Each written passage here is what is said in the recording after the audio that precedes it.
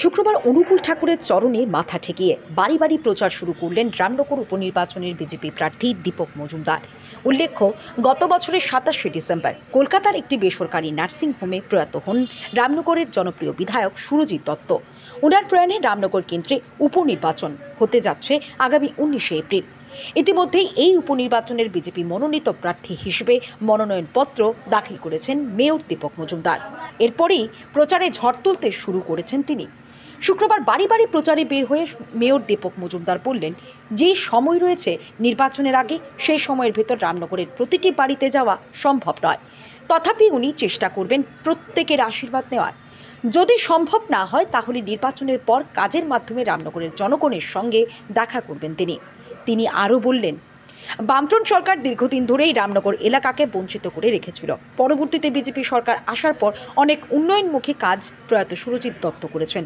তারপরও যেই কাজগুলি বাকি আছে সেগুলি করার প্রতিশ্রুতি দিয়েছেন তিনি। রামনগরের সার্বিক উন্নয়নে সকলকে নিয়ে কাজ করার চেষ্টা করবেন বলেও জানান তিনি।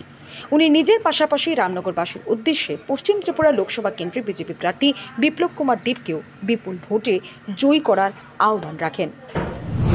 প্রচার শুরু করলেন, বড় এলাকা, সবার বাড়িতে যাওয়া সম্ভব না, কিভাবে প্রচার করবেন আপনি? আমি চেষ্টা করব প্রত্যেক বাড়ি গিয়ে প্রত্যেক সম্মানীয় যারা ভোটার আছে, অভিভাবকরা আছেন, নাগরিক আছেন, এই রামনগর বিধানসভা উপনির্বাচনে যারা গণদেবতা ভোটদাতা তাদের কাছে পৌঁছানো, তাদের আশীর্বাদ নেওয়া। কিন্তু সময়টা খুব কম এবং বিভিন্ন কর্মসূচি থাকে।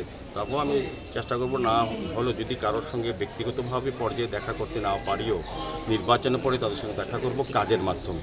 আমার দেখাটা হবে কাজ করার মাধ্যমে, সুবাদে ওই এলাকার, ওই মহল্লায়, ওই বিধানসভা অন্তর্গত সমস্ত জায়গায় যে কাজগুলি সিপিএম পরিচালিত বামফ্রন্ট সরকার বা পৌর নিগম তৎকালীন যারা দায়িত্বে ছিলেন, যারা কাজগুলি করেননি, আমাদের সরকার আসার 2018-তে আমাদের বিজেপি নেত্রী সরকার আসার পর আমাদের রামনগর বিধানসভার যিনি প্রয়াত বিধায়ক জননেতা সুরজিৎ দত্তের মাধ্যমে অনেক উন্নয়ন হয়েছে। তারপরও যে কাজগুলি করা সম্ভব হয়নি বা সুরজিৎ দত্ত যে কাজগুলি করার জন্য চিন্তা ভাবনা করে গেছিলেন, ওনার যে চিন্তা ভাবনা অকাল প্রয়োজনে যেটা করতে পারেনি সেগুলি প্রায়োরিটি বেশি করব এবং সবার সঙ্গে আমি দেখা করব। নির্বাচনে এই সময়টা হয়তো সবার কাছে সরাসরি হয়তো অনেক বুথে যেতে পারবো না, কিন্তু আমি বুথ মিটিং করব, পদযাত্রা করব, সভা করব। আমাদের দলীয় তরফ থেকে, আমাদের সরকার তরফ থেকে রাজ্যের এবং দেশের উন্নয়নে মোদিজির পক্ষে আমরা ভোট চাইব এবং আমাদের যিনি প্রার্থী পশ্চিম ত্রিপুরা লোকসভা আসনে প্রাক্তন মুখ্যমন্ত্রী বিপ্লব কুমার দেবের পক্ষে আমরা ভোট চাইব। রামনগরবাসীরা আমাকে আশীর্বাদ করবেন। আমি নিজে প্রার্থী হিসেবে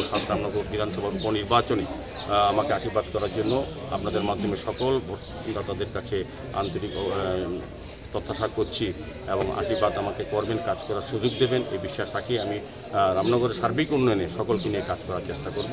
সকলের কাছে আমি যাব, সকলের আশীর্বাদ নেওয়ার চেষ্টা করব।